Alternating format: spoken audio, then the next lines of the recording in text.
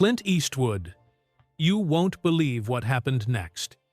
At 95 years old, Clint Eastwood, the master of the steely stare and the quiet one-liner, finally opened up about Robert Redford. Not in a tabloid way, not with gossip or drama, but with the kind of measured respect only a legend can give another legend. And trust me, when Clint Eastwood chooses his words, the whole room leans in. Let's roll back the clock for a second. Clint Eastwood was born Clinton Eastwood Jr. on the 31st of May, 1930, in San Francisco, and grew up mostly in Piedmont, California.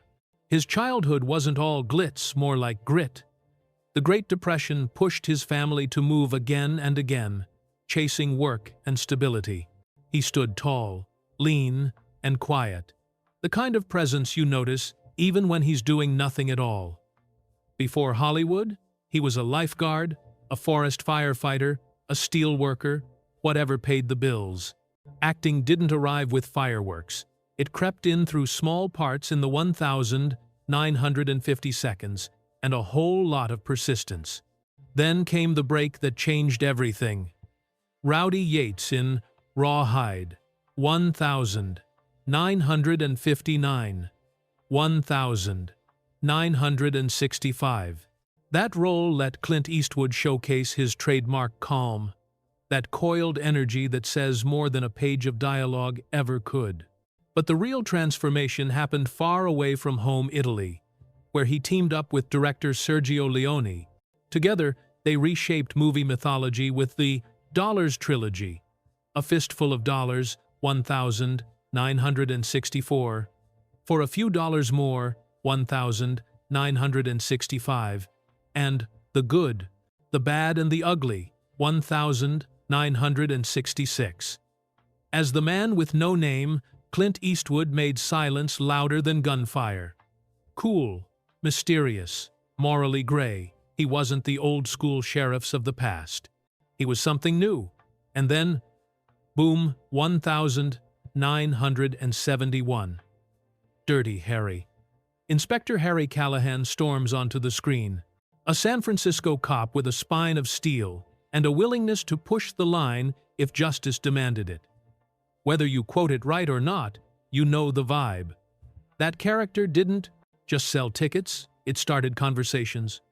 Law, order, frustration, fear. Clint Eastwood let a generation vent through a scowl and a .44 Magnum. But here's where Clint Eastwood flips the script. He didn't just want to act in great movies, he wanted to make them. He formed Malpaso Productions and stepped behind the camera early, directing Play Misty for Me, 1,971, a tight psychological thriller that announced, hey, this guy's got instincts. Those instincts became a career within a career, one that peaked more than once, with Unforgiven, 1,992, and $1 Million Baby, 2004. Both earned him Academy Awards for Best Director and Best Picture. Add Mystic River, 2003, Letters from Iwo Jima, 2006, American Sniper, 2014, and Sully, 2016. And you've got a filmmaker who trims the fat, cuts to the heart, and trusts the audience to feel the weight. Off-set, Clint Eastwood stayed, well, Clint Eastwood independent, hard to pin down. A jazz lover who composed music for films. A citizen who served as mayor of Carmel by the Sea from 1,986 to 1,988. And yeah, his personal life was complex. He married Maggie Johnson in 1953, long before the stardom fully hit. They had 2 children, Kyle Eastwood, born 1,968, a skilled jazz bassist and composer, and Allison Eastwood, born 1,972, who built her own path as an actor and director. The marriage ended in 1984. There were other relationships along the way. Roxanne Tunis, their daughter Kimber Eastwood, was born in 1964.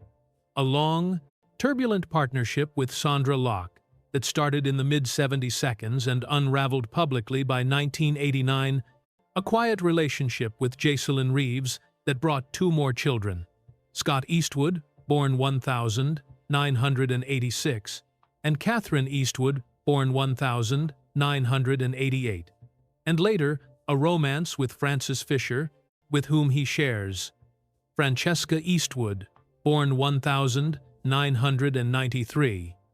It's a lot, because life is a lot.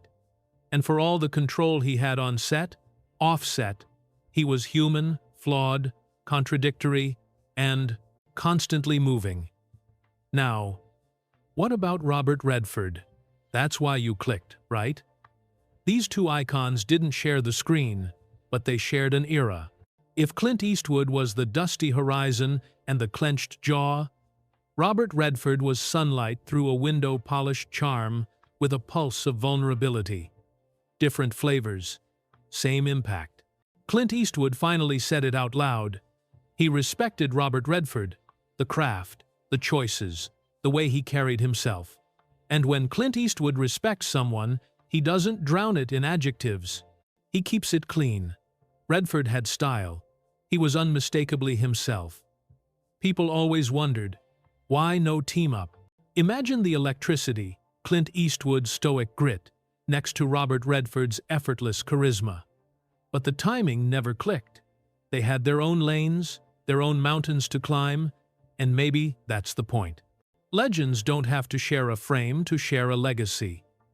Both men stepped behind the camera, and both brought something unique. Clint Eastwood aimed for precision, minimalist frames, emotional honesty, no waste. Robert Redford built a platform. With Sundance, Robert Redford didn't just make films, he made filmmakers. He gave unknown voices a shot, and the ripple effect reshaped the industry. Clint Eastwood acknowledged that with genuine admiration. That's not just one star praising another, it's a craftsman saluting a builder. At 95, the perspective shifts. Clint Eastwood isn't talking like a rival anymore. He's talking like a survivor of the same storm.